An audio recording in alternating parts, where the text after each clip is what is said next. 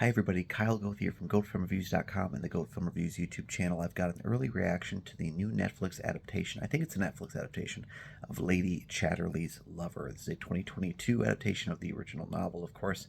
I've read the book before, but it's been a long time. So I wasn't going into this film expecting it to be too close to the novel because I remember all the details about it, but it was a pretty simple story in my memory. So watching the film, Jack O'Connell appears, which is fantastic. I really enjoyed him in the film. He's great. Our lead actress, Emma Corrin, who I believe was on The Crown. I haven't watched The Crown, but she was quite good as well.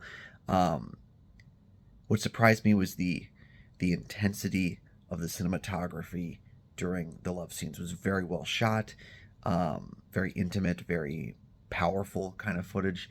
But then we also get this kind of, like, what I like about it is how the camera during those scenes is so kinetic and moving constantly, whereas you get this like static energy when she's in the house, because Miss Chatterley is basically stuck in a loveless marriage. Her husband, who was injured in the war, no longer feels the passion he did when they first met, and has kind of asked her to go out and find it so that you can bring me an heir.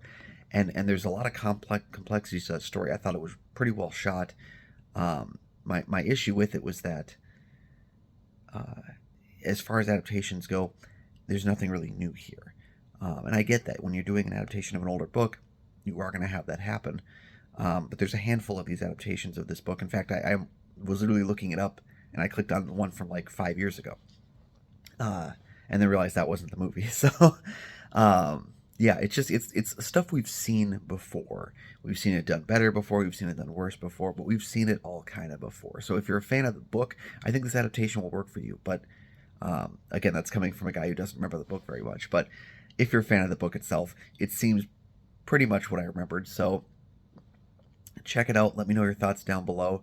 Overall, I would say if you're not interested in the book, or maybe if you're somebody who watched 50 Shades of Grey and said, nah, it didn't work for me, maybe give this one a try. But other than that, it's okay. It's okay at best. But let me know your thoughts on it down below when you've seen the film. What did you like? What did you not like? I'd love to talk to you about it. And don't forget, while you're down there, to like and subscribe.